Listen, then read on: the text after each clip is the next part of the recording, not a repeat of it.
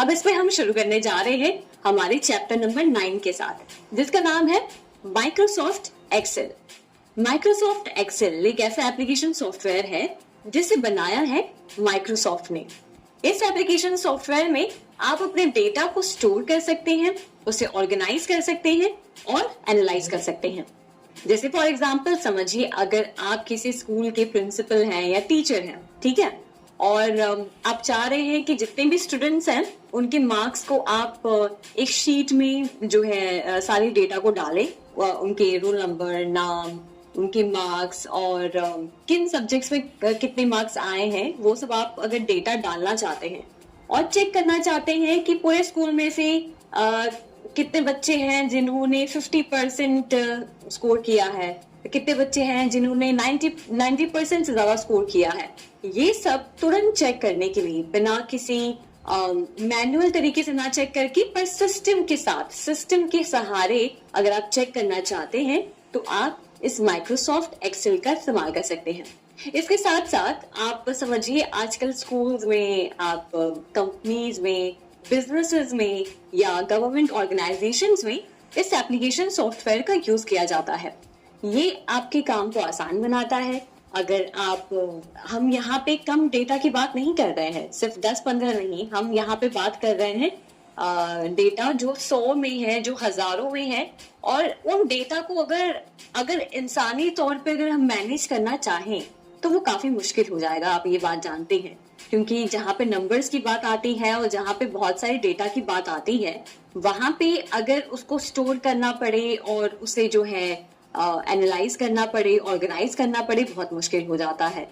ऐसे समय पे हमारे लिए ऐसे सॉफ्टवेयर जो है कंपनियां बनाती हैं जिसका हम इस्तेमाल कर सकते हैं, और आप खुद ये महसूस करेंगे कि इन एप्लीकेशन सॉफ्टवेयर ने हमारे काम को कितना आसान बना दिया है। और ये एप्लीकेशन सॉफ्टवेयर आपको जो है आपके विंडोज लैपटॉप या विंडोज कंप्यूटर सिस्टम के लिए बनाया गया है। आप विंडोज में यूज कर सकते हैं, आप मैक ओएस में यूज कर सकते हैं, आप आईओएस में यूज कर सकते हैं, इन सारे तरह के ऑपरेटिंग सिस्टम्स में आप यूज कर सकते हैं। इसी के साथ साथ अगर हम बात करें कि आप जो इसमें डेटा स्टोर करते हैं, उसके साथ आप बहुत चीजें कर सकते हैं। जैसे आप डेटा को अच्छे से ऑर्गेनाइज करके उसे बहुत ही क्रिएटिव तरीके से प्रेजेंट कर सकते हैं, या फिर उसके साथ कैलकुलेशंस कर सकते हैं। जैसे हमने बताया कि समझ लीजिए आपको जो है अपने स्कूल में 2-3 क्लास के बच्चों के मार्क्स को टोटल करना है और देखना है कि कितने मार्क्स बच्चे लेकर आ रहे हैं, तो वो आप डायरेक्टली यहाँ पे जो है कुछ फंक्शंस का इस्तेमाल करके आप डायरेक्टली इस कैलकुलेशंस कर सकते हैं। इसी के साथ साथ आप ग्राफिंग टूल यूज कर सकते हैं, और भी कई सारे ऐसे फीचर्स हैं। जैसे जैसे हम इस चैप्टर में आगे बढ़ेंगे, आप जानेंगे कि ये सॉफ्टवेयर एप्लीकेशन बहुत बहुत बढ़िया चीज है। इसी के साथ चलिए सबसे पहले हम शुरू करते हैं इस एप्लीकेशन को ओपन करते हुए और देखते हैं कि आप इस एप्लीकेशन को अपने लैपटॉप या कंप्यूटर सिस्टम में कैसे ओपन कर सकते हैं। तो सबसे पहले हम आएंगे हमारे कंप्यूटर स्क्रीन पे। अब हम एप्लीकेशन को ओपन करते हैं। इसके लिए आप स्टार्ट में जाएंगे और स्टार्ट में जाकर आप यहाँ पे टाइप करें माइक्रोसॉफ्ट एक्सेल और हम इसे ओपन करेंगे। और यहाँ से अगर आप एक ब्लैंक वर्कबुक बनाना चाह रहे हैं, शुरू से बनाना चाहते हैं, तो आप ब्लैंक सिलेक्ट करें।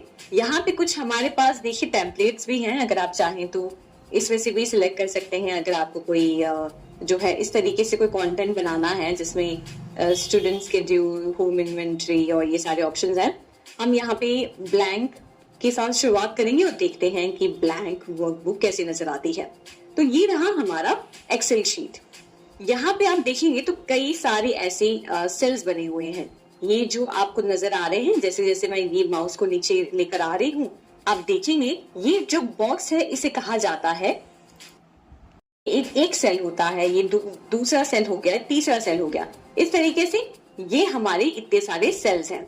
यहाँ पे ये जो है ये ABCDEF, ये सारे आपके कॉलम्स हैं।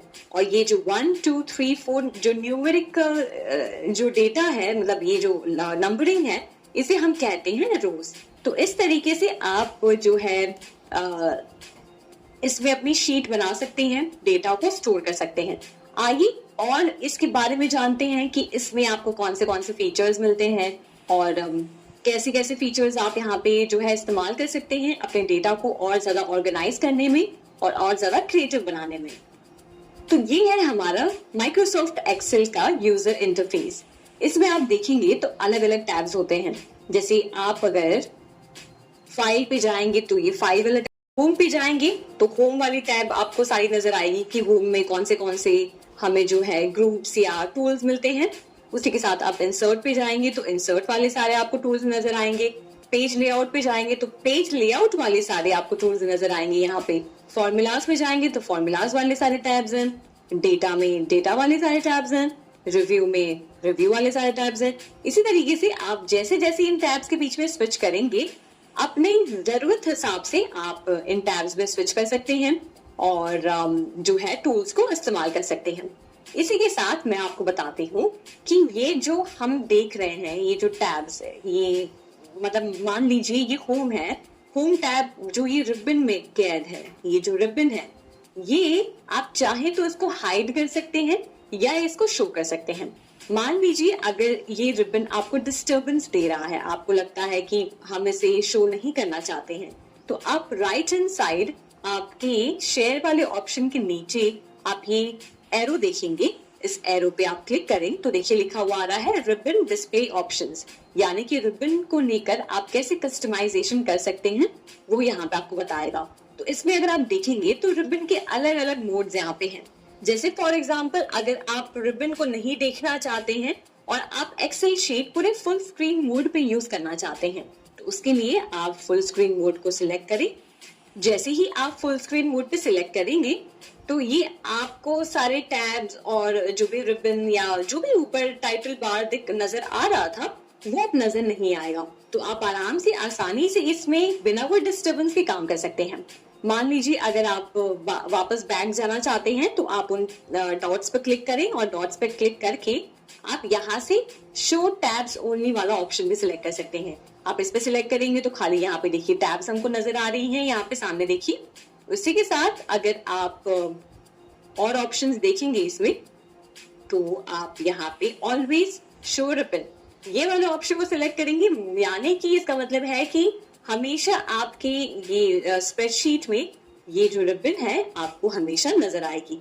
इसी के साथ अगर आप hide quick excel toolbar पे सिलेक्ट करते हैं तो जो हमारे ऊपर की तरफ ये जो टूल बार है, ये क्विक एक्सेस टूल बार, ये जो है आप हाइड कर सकते हैं। तो देखिए हम यहाँ से hide quick excel toolbar हमने सिलेक्ट किया तो ये टूल बार यहाँ से छुप चुका है। तो ये हमने जाना कि कैसे आप जो है रिबन को एडजस्ट कर सकते हैं, कस्टमाइज कर सकते हैं।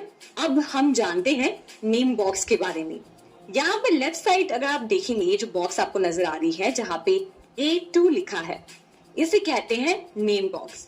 इसका मतलब ये है कि आप अभी वर्तमान में जिस भी सेल पे आपका कर्सर है, मतलब आप जिस भी सेल पे अगर आप वहां पे काम कर रहे हैं वो पोजीशन ये वहां पे दिखाता है।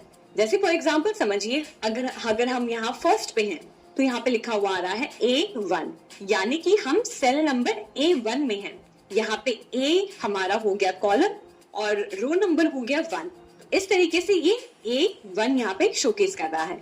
इस तरीके से समझिए अगर हम यहाँ पे हैं तो यहाँ पे देखिए शो कर रहा है A12, यानी कि हम कॉलम नंबर A में है और रो नंबर 12 में है। तो इस तरीके से आप जहां पे भी स्क्रीन पे नेविगेट करते हैं ये वहां की पोजीशन यहाँ पे दिखाता रहता है, यानी कि आप कौन से सेल में इस वक्त हैं वो उसका नाम बताता है। तो ये है पर्पस नेम बॉक्स का। तो आइए हम देखते हैं कि आप ऑप्शंस और व्यूज को कैसे कस्टमाइज कर सकते हैं। इसमें हम सबसे पहले देखेंगे क्विक एक्सेस टूल बार के बारे में। ये जो ऊपर की तरफ आपको टाइटल बार में ये जो टूल दिखाई दे रहे हैं इसको हम कहते हैं quick access toolbar. Quick access toolbar का मकसद ये है कि आपको अपने स्क्रीन पे जो आप ज्यादातर फ्रिक्वेंटली जो टूल्स इस्तेमाल करते हैं वो आप क्विकली एक्सेस कर सके। फॉर एग्जाम्पल समझिए अगर आप यहाँ से ये जो अनडू का ऑप्शन है वो आप यहाँ पे डायरेक्टली क्लिक करके आप इस